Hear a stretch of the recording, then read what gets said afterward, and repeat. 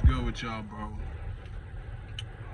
This video I'm making today is honestly for me and less for you, but it still applies. In this battle between spirits and humans, it's been hard, man. Between right and wrong, it's been fucking hard because I want to go back to the old me so bad, the old me that deals with things in a different way. But I'm not that nigga no more. You know, and when situations come up where they infuriate me or it's unfair or it's just something that, you know, causes me to act out of character, I have to be really watchful of. Because where I come from, fighting is natural. If somebody pisses me off, I want to just punch a motherfucker straight across that shit. But it's not how things work. So I have to fix my attitude a lot. I have to fix who I am as a man and how I deal with things. I think what bothers me the most just about human life is that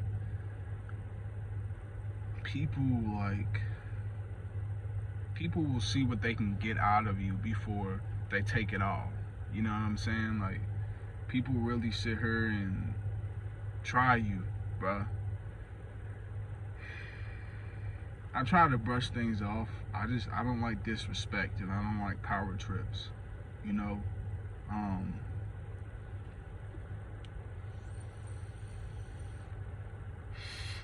think what it is that people don't like to be uncomfortable. People don't like to step out of their comfort zone. If they used to something being a certain way, they want that shit to stay a certain way.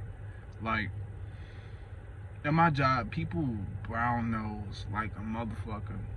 They don't want to lose their shit, so they do what they gotta do to kiss ass and keep it pushing, you know? And I don't fuck with that, you know? I'm not about stats. Like, I don't come to this job to worry about stats. I do just enough to get me by so I can go home, man. So I can go home. The end game is to go home. People live at this fucking place. I see that, and I don't want to be nothing like that, man. I fucking hate regular jobs. I hate people telling me what to do. I hate people watching me. I'm a grown-ass man. I don't need nobody over my shoulder, bruh. It's a fucking control thing, man. I'm not feeling that, you know? I'm my own person. I work on my own pace. Motherfuckers feel the need to tell you some shit. People don't like when you don't do it their way. You know, when you're being abnormal, people don't like that. People don't like to see you be different. You know, it bothers them. It bothers people that I'm on semen retention. It really fucks with them.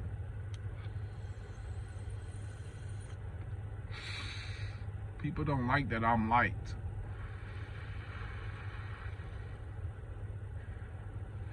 People don't want to see you succeed, especially if they think that you're doing better than they are. You know what I'm saying? My dad used to rap. He used to be an underground rapper. You know, he sold a few hundred. He was doing alright. You know, and this is back before iTunes and shit. But my dad used to rap underground, you know. Somebody that he used to collab with works at Amazon now, you know.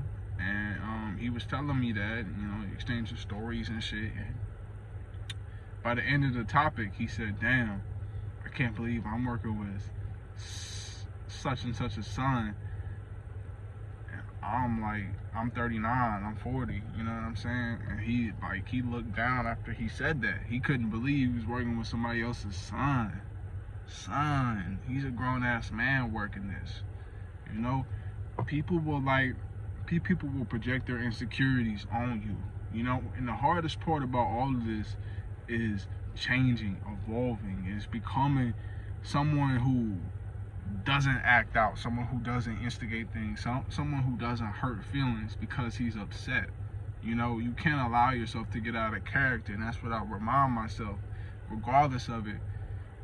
Well, first of all, you don't allow disrespect, period. You don't got to be a dick about it, but people don't disrespect you.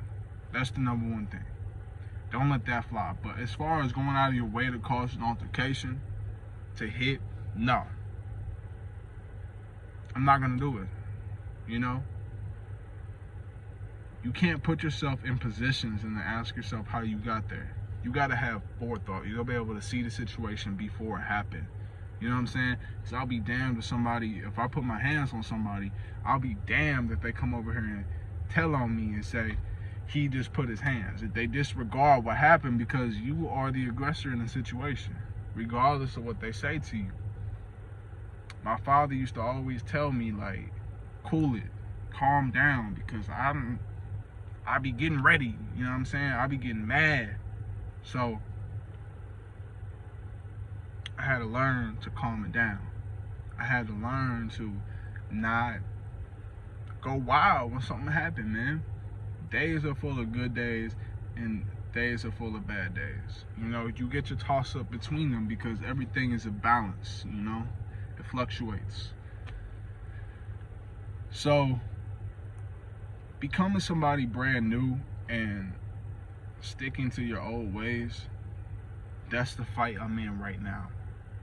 That's not dead and that's not completely alive yet or born. So I'm teetering between two, old philosophies and new mentalities.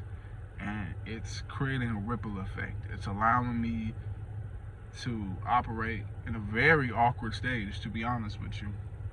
But I know the end product, when I actually get there to my higher self, I know it's all going to be worth it, man. I know it's all going to be worth it. When you get in these situations, remember what I told you. And secondly, remember to breathe. It might be the most important one, because when I get angry, you know? But there's no reason to. So you got to lower it down, bro. Do something that relieves stress, you know? Become more mature, more patient. Become the man you would like to be in that situation. I'm out this bitch.